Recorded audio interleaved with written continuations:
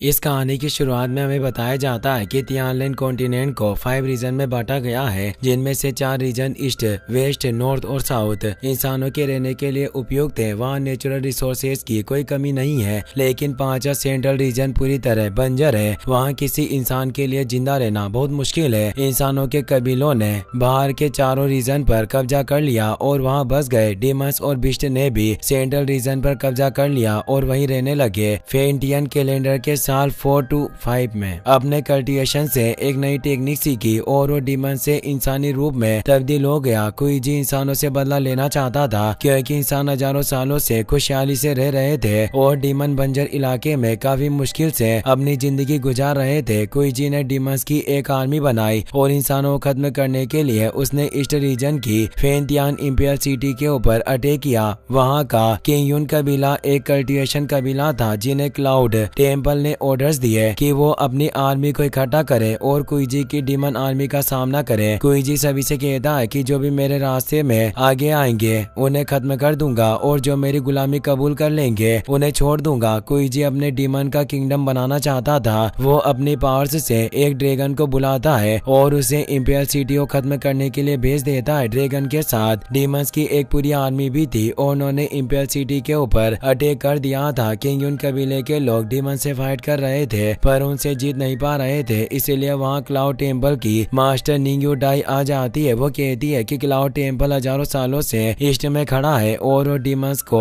कभी जीतने नहीं देगा। निंग्यू डाई अपनी आइस पावर से ड्रैगन को पूरी तरह से फ्रीज कर देती है, जिससे ड्रैगन टूटकर बिखर जाता है। इसके बाद वो किंगयुन कबीले के लोगों को ऑर्डर देती है कि किसी भी तरह तुम्हें इन डीमंस को रोकना होगा और अपनी सिटी को बचाना होगा। निंग्यू डाई की बात सुनकर सभी सोल्जर्स अपनी पूरी पावर से लड़ने लग जाते हैं और अब निंग्यू डाई भी डीमंस के ऊपर अपनी आइस पावर से अटैक करती है। इसके बाद निंग्यू डाई कुईजी से कहती है कि क्या तुम अपने मकसद को पूरा करने के लिए इतने सारे जीवों की बलि देना चाहते हो? तुम अपने जिस गॉड किंगडम को बनाना चाहते हो, क्या वो तुम्हारे लोगों की लाशों पर बना हुआ नर्क नहीं होगा? कुईजी उससे कहता है कि तुम इंसान 10,000 सालों से इस कॉन्टिनेंट को कंट्रोल कर रहे हो। क्या तुमने कभी सेंट्रल रीजन में आकर देखा कि वहाँ की क्या हालत है? तुम सभी अपनी जिंदगी आराम से जी रहे थे, लेकिन अब सत्ता परिवर्तन का समय आ गया है। कुईजी अपनी पूरी पावर से इंपियर सिटी के ऊपर अटैक करता है, लेकिन निंग्यू डाई उसका सामना नहीं करती और इंपियर सिटी को बचाने के लिए अपनी पूरी पावर से कुईजी से लड़ती है। निंग्यू डाई कुईजी को हरा देती है, लेकिन कुईजी के साथ लड़ाई में निंग्यू डाई की स्पीड को बहुत नुकसान होता है और वो गहरी नींद में चली जाती है। उसकी सोई हुई स्पीड ईस्ट रीजन में गिरकर कहीं खो जाती है और इसी के साथ ये सीन यही कट हो जाता है। अब फेंटियन कैलेंडर के साल 423 में ईस्ट रीजन के लुओ कबीले में कुछ गड़बड़ी होती है। लुओ कबीले के लीडर के भाई लुओ बिंग क्वान को सत्ता का लालच आ जाता है और वो बाहरी लोगों के साथ मिलकर अपने भाई यानी लुओ कबीले के लीडर लुओ जियाओ को जहर देने की साजिश रचता है, क्योंकि वो उनकी पोजीशन और पावर्स को हथियाना चाहता था। लुओ जियाओ अपने भाई को समझाता है, लेकिन लुओ बिंग क्वान उसकी बात नहीं समझता। लुओ जियाओ भागते हुए एक जंगल में आ गया था। वो अपने भाई लुओ बिंग क्वान से कहता है कि तुम्हें डीमन ने आखिर क्या लालच दिया जिससे तुम अपने भाई को ही मारना चाहते हो और अपने कबीले को धोखा दे रहे हो? लुओ बिंग क्वान उसे बताता है कि यह जंगल का कानून है, जो मजबूत होता है वही जंगल को कंट्रोल करता है। पर भाई, आप दुनिया को बिल्कुल नहीं समझते। अगर हमारा लुओ कबीला आगे समृद्ध और पावरफुल होना चाहता है तो इसे बदलना होगा। और वो कई सारी चेन से लुओ जियान पर अटैक करके उसे पकड़ लेता है और अपनी सोट की मदद से उसे मार डालता है। अब वो कबीले के लोगों में झूठी खबर फैलाता है कि लुओ जियाओ ने दुश्मनों के साथ दोस्ती की और हमारे कुल के नियम तोड़े थे, इसीलिए उसे सजा दी गई। और अब लुओ बिंग क्वान कबीले का नया लीडर बन गया था। उसने लुओ जियाओ के बेटे लुओ जेंग और लुओ जियाओ के सभी सैनिकों और परिवार के लोगों को अपना कैदी बना लिया। लुओ बिंग क्वान के सैनिक सभी कैदियों के ऊपर जुल्म करने लग गए और उनका इस्तेमाल लुओ कबीले के मार्शल आर्ट्स के स्टूडेंट की प्रैक्टिस के लिए किया जाने लगा। उन सभी कैदियों में से एक कैदी लुओ यूशु भी था। वो बीमार था, इसीलिए वो चल नहीं पा रहा था। इसीलिए एक सैनिक उसे कोड़ों से मारने लग जाता है, क्योंकि उसे लग रहा था कि यूशु नाटक कर रहा है। लेकिन तभी एक दूसरा सैनिक यूशु को मारने वाले सैनिक को रोकता है और उसे कहता है कि आज कोई भी मरना नहीं चाहिए, क्योंकि यंग मास्टर पेईरान आज अपने कल्टिवेशन से जागे है, इसीलिए किसी को मरने मत दो, उन्हें इनकी जरूरत पड़ सकती है। इसके बाद यूशु का एक साथी उसे उठाता है और उसे अपने साथ लेकर जाता है। यूशु अपने साथी से कहता है कि यंग मास्टर लुओ जेंग इन सभी को सबक सिखाएंगे। लेकिन अब यूशु का साथी उसे बताता है कि मैंने प्रिजन के कुछ सैनिकों को ये कहते सुना कि वो लोग मास्टर जियो जेंग को रोज कुछ दवाई देते हैं ताकि वो कल्टिवेशन ना कर सके। उन दवाइयों से लुओ जेंग को बुरे सपने आते थे जिससे उसका दिमाग स्टेबल नहीं रह पाता। अब हमें यंग मास्टर लुओ जेंग को दिखाया जाता है जो एक प्रिजन में बंद था और उसे कुछ बुरे सपने आ रहे थे जिनमें लुओ बिंग क्वान उसके डेड को मार रहा था। लुओ जेंग को काफी गुस्सा आता है और वो चिल्लाकर लुओ बिंग क्वान से कहता है कि तुम मेरे डेड पर गलत इल्जाम लगा रहे हो, वो ऐसा नहीं कर सकते, तुम उन्हें फंसा रहे हो। और वो लुओ बिंग क्वान के ऊपर अटैक करके उसे मारने की कोशिश करता है, पर लुओ बिंग क्वान बहुत ही ज्यादा पावरफुल था, इसीलिए वो लुओ जेंग को हरा देता है, जिससे अब लुओ जेंग घबराकर अपनी नींद से जाग जाता है। जागने पर उसे पता चलता है कि वो एक सपना देख रहा था, इसीलिए वो फिर से सो जाता है। तभी लुओ जेंग के पास स्टीवर्ट फेंग आता है जो लुओ बिंग क्वान का मंत्री था। वो लुओ जेंग को सोता हुआ देख उसे जगाने के लिए उसके पेट में लात मारने की कोशिश करता है, लेकिन तभी जेंग जाग जाता है और वो स्टीवर्ट फेंग को पकड़कर अपनी चेन से उसका गला दबा देता है। जेंग उसे मारने वाला होता है, लेकिन तभी स्टीवर्ट फेंग लुओ जेंग से कहता है कि तुमने मुझे मार दिया तो तुम्हारे सभी साथियों को भी मार दिया जाएगा। लुओ जेंग रुक जाता है और स्टीवर्ट फेंग को छोड़ देता है और उसे कहता है कि तुम मुझे अपने यंग मास्टर पेईरान के लिए लेने आए थे, इसीलिए अब देर मत करो और मुझे उनके पास लेकर चलो। स्टीवर्ट फेंग लुओ जेंग को लेकर बाहर जा रहा होता है। तभी लुओ कबीले की एक लड़की जेंग से मदद मांगती है। वो जेंग की छोटी सिस्टर एक प्रिजन में से जेंग को बुलाती है, लेकिन जेंग अपनी सिस्टर की ओर देखे बिना ही बाहर चला जाता है। इसके बाद स्टीवर्ट फेंग यंग मास्टर पेईरान के पास जाता है और उसे कहता है कि लुओ जेंग को मार्शल आर्ट ट्रेनिंग ग्राउंड में लेकर आ गए हैं, इसीलिए अब पेईरान भी ट्रेनिंग ग्राउंड में जाने लगता है। दूसरी ओर ग्राउंड में मार्शल आर्ट्स की ट्रेनिंग चल रही थी और कुंफू मास्टर्स कैदियों के ऊपर अपने मुंह राई कर रहे थे। वो बताते हैं कि जिसने जन्म लिया है वो इंसान मर सकता है, लेकिन अगर कोई अमर होना चाहता है तो उसे 5 रियल्म से गुजरना पड़ता है, जिन्हें skin refinement, bone refinement, flash refinement, viscera refinement और मेरो रिफाइनमेंट कहते हैं। इन सभी में माहिर होने के बाद कोई भी बहुत अच्छा योद्धा बन सकता है। ये कहकर अब वो अगले कैदी दल को बुलाते हैं जो लुओ कबीले के लोग थे। वो यूशु को आगे लेकर आते हैं और एक स्टूडेंट यूशु पर अटैक करता है, लेकिन तभी जेंग वहां जाता है और उस स्टूडेंट से रुकने के लिए कहता है, इसीलिए अब वो स्टूडेंट रुक जाता है और तभी जेंग बहुत तेजी से उस स्टूडेंट के पास आकर उसे मारता है, जिससे वो बहुत दूर जाकर गिरता है। इसीलिए अब सभी स्टूडेंट लुओ जेंग के ऊपर अटैक कर देते हैं, लेकिन अब लुओ जेंग एक एक करके सभी को मारता है और सभी को बीट कर देता है। तभी उन सभी स्टूडेंट्स का मास्टर कहता है कि लुओ जेंग बोन रिफाइनमेंट के मिडिल स्टेज पर है, इसीलिए वो बहुत पावरफुल है। अब पेईरान वहां पहुंच जाता है और वो जेंग के लिए तालियां बजाता है। वो लुओ जेंग से कहता है कि मुझे कल्टिवेशन करते हुए बहुत वक्त बीत गया, मुझे तो लगा था कि सैनिकों ने तुम्हें मार दिया होगा, लेकिन तुम्हें जिंदा देखकर मुझे बहुत खुशी है। पेईरान की बात सुनकर लुओ जेंग कहता है कि अभी तो हमारी लड़ाई बाकी है, उसे पूरा किए बिना मैं कैसे मर सकता हूँ। पेईरान जेंग की बात पर हंसता है और उसे कहता है कि मुझे भी देखने दो कि लुओ कबीले की सबसे बड़ी ब्रांच का यंग मास्टर कितना पावरफुल है। ये बोलकर पेईरान जेंग के ऊपर अटैक कर देता है और बहुत तेजी से जेंग के पीछे जाकर उस पर अपने बोन रिफाइनमेंट के पीक लेवल की पावर से अटैक करता है, जिससे जेंग बहुत ज्यादा घायल हो जाता है। इस अटैक से लुओ जेंग को पता चलता है कि पेईरान बहुत ज्यादा पावरफुल हो चुका है, इसीलिए पेईरान जेंग से कहता है कि तुम्हें पता होना चाहिए था कि लुओ कबीले के पूर्वज एक बार यहाँ स्वर्ग और अर्थ के 2 अमृत छोड़कर गए थे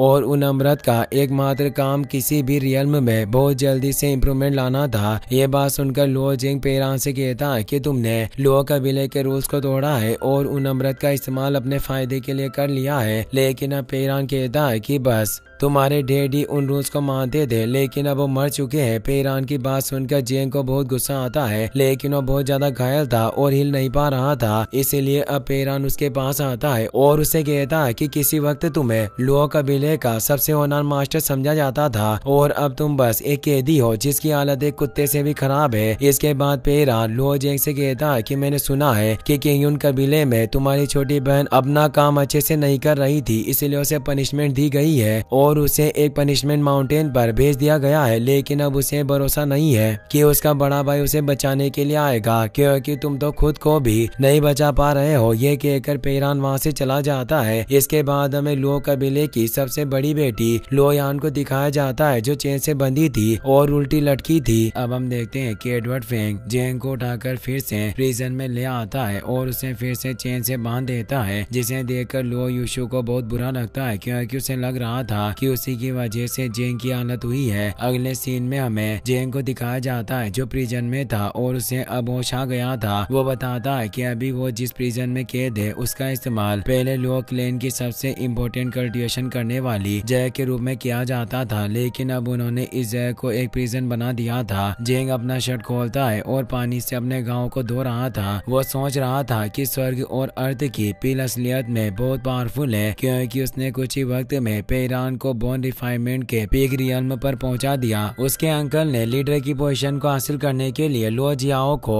धोखे से मार दिया और स्वर्ग और अर्थ की पील को अपने पास ले लिया। जेंग अपने डेड को याद करता है और उनसे पूछता है कि क्या हमारा लो क्लैन इन लोगों के हाथों खत्म हो जाएगा। तभी उसे अपने डेड की लिखी हुई बुक दिखती है, जो अपने आप हिलने लग गई थी और उसे अपने डेड की आवाज भी सुनाई दे रही थी। जेंग के डेड ने उनकी बुक में स्वर्ग के रूल्स लिखे थे। जेंग के डेड ने लिखा था कि एक जेंटलमैन कोई वेपन नहीं है, क्योंकि उसे किसी से लड़ना नहीं है, लेकिन बिना लड़े और बिना वेपन के कोई भी आदमी पावरलेस हो जाता है। जब किसी इंसान की इच्छाएं बहुत ज्यादा होती है तो उसके वेपन्स और पावर्स पाने की इच्छाएं भी बहुत बढ़ जाती है। लेकिन भले ही दुनिया माने या ना माने, अंत में जीत दयालुता की होती है। इसीलिए हमेशा अपनी नाराजगी का बदला दयालु होकर लेना चाहिए। अब जेंग को उस बुक से वही बातें सुनाई दे रही थी और वो बातें बार बार रिपीट हो रही थी। वो बुक भी चमकने लग गई थी। जेंग देखता है कि बुक के अंदर लिखे लेटर बाहर निकल गए हैं और वो गोल्डन कलर में चमक रहे हैं। लेकिन तभी जोंग को अपने डेट के लिखे रूल्स और उसकी बातों पर गुस्सा आता है और वो चिल्लाकर आवाज को बंद होने के लिए कहता है, जिससे अब सभी लेटर्स गायब हो जाते हैं और आवाज आना भी बंद हो जाती है। जेंग उस बुक के पास जाता है और उसे उठाकर कहता है कि इस बुक में जो कुछ भी लिखा है सब कुछ सही है, लेकिन बस एक बात गलत है कि अपनी नाराजगी का बदला दयालु बनकर लेना चाहिए। जेंग अपने डेट से कहता है कि मैं कभी इस बात को नहीं मानूंगा, क्योंकि इसी की वजह से आप मारे गए और इसकी वजह से हमारे क्लैन की हालत हुई। अगर आप इन बातों पर भरोसा नहीं करते तो अपने छोटे भाई के हाथों नहीं मरते। ये कहकर जेंग उस बुक को आग में डाल देता है और वो बुक जल जाती है। अब जेंग को बुरा लगता है, क्योंकि वो जानता था कि उसके बुक के ऊपर अपना गुस्सा निकालने से कुछ नहीं होगा। वो अपने आप से कुछ सवाल कर रहा होता है और तभी आग के अंदर से बुक के गोल्डन लेटर्स बाहर निकलते हैं, जो जेंग की बॉडी पर आकर चिपक जाते हैं। जेंग उन्हें अपनी बॉडी से अलग करने की कोशिश करता है, लेकिन अब वो उसकी बॉडी से अलग नहीं हो रहे थे। अब वहाँ बहुत सारे लेटर्स आ जाते हैं और जेंग की पूरी बॉडी को कवर कर देते हैं, जिससे जेंग को दर्द होता है और वो चिल्लाने लग जाता है। पर अब जेंग की बॉडी चमकने लग जाती है और वो हवा में उड़ने लग गया था। उसकी बॉडी में बहुत सारी एनर्जी फ्लो होने लग गई थी, जिससे अब जेंग के हाथों पर बंधी चेन टूट जाती है। तभी तेज रोशनी देखकर एडवर्ड फेंग वहाँ जाता है और सलाखों के पीछे से जेंग को देख रहा होता है, पर तभी टूटी हुई चेन आकर उससे टकराती है और वो पीछे जाकर गिर जाता है। एडवर्ड फेंग जेंग की पार्ट्स को देखकर डर जाता है और वहाँ से भागकर लो बिंग क्वान के पास जाता है। दूसरी ओर जेंग पानी में गिर जाता है और कल्टिवेशन करने लग जाता है, जिससे वो अपने कॉन्शियसनेस स्पेस में पहुंच गया था, जहाँ उसे सुनाई देता है कि जब कोई सुपीरियर इंसान किसी वेपन को रिफाइन करता है तो स्वर्ग को भी अपने पावर से छीन सकता है। जब कोई इंसान अपनी बॉडी को वेपन बना लेता है तो उसकी बॉडी स्पीड में बदल जाती है। कॉन्शियसनेस स्पेस में जेंग को एजो ड्रैगन दिखता है और वो एक कूलड्रॉन में गिर जाता है। तभी वो कूलड्रॉन एक्टिवेट हो जाती है और जेंग को जला देती है, लेकिन जेंग को कुछ भी नहीं हुआ था। जेंग की फिजिकल बॉडी खत्म होने की बजाय और स्ट्रॉन्ग हो गई थी। अब जेंग फिर से दूसरी दुनिया में पहुंच गया था, जहां उसे जायंट स्पीड अपने हैमर से मार रही होती है और साथ ही वहां किसी की आवाज भी आती है, जो जेंग को अपनी बॉडी को एक वेपन की तरह रिफाइन करना सिखा रही थी। लेकिन जेंग को कुछ समझ नहीं आ रहा था। जेंग स्पीड के हैमर्स की मार से बहुत ज्यादा कमजोर हो जाता है और तभी वहाँ एक स्पीड और आ जाती है, जो जेंग को दो हैमर के बीच दबा देती है, जिससे जेंग को ऐसा लगता है कि अब वो मरने वाला है। जेंग दोनों हैमर्स के बीच में दब चुका था, लेकिन तभी वो फिर से दुनिया में चला जाता है, जहाँ जेंग को अपने डेड दिखते हैं, जो उसे कहते हैं कि क्या तुम्हें वो सभी बातें याद है जो मैंने तुम्हें सिखाई थी। दरअसल जेंग के डेड स्वर्ग के रूल्स की बात कर रहे थे। जेंग को वो सभी रूल्स पता थे, इसीलिए अब जेंग के डेड उसे कहते हैं कि अपनी सिस्टर को ढूंढो और अच्छे से रहो, अगर तुम जिंदा रहोगे तो ही उम्मीद होगी। यह कहकर जेंग के डैड वहाँ से गायब हो जाते हैं। अपने डैड की बात सुनकर जेंग को समझ आ गया था कि उसे अपनी सिस्टर को बचाना है, इसीलिए वो अभी नहीं मर सकता। ये सोचकर जेंग दोनों हैमर के बीच से निकलने की कोशिश करता है और तभी जेंग की पावर से एक्टिवेट हो जाती है, जिससे वो दोनों हैमर्स को तोड़ देता है और अब जेंग जायंट स्पीड के हैमर के अटैक को भी रोक लेता है। इसके बाद जेंग अपनी पावर से दोनों स्पीड के ऊपर अटैक करता है और उन्हें मार गिराता है। जेंग अपने कल्टीवेशन से बाहर आना चाहता था, इसीलिए वो एक एक करके सभी दुनियाओं से बाहर आता है और अपने कल्टीवेशन स्पेस से भी बाहर आ रहा।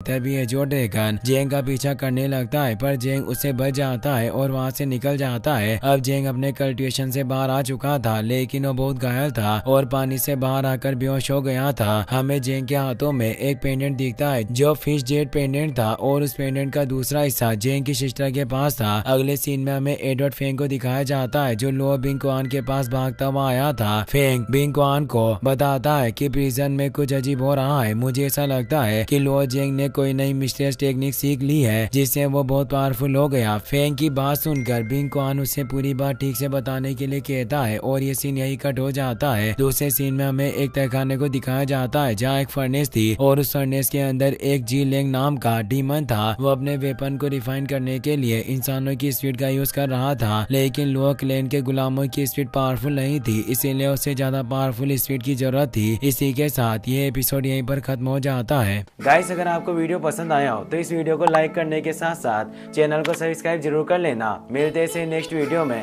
Thanks for watching.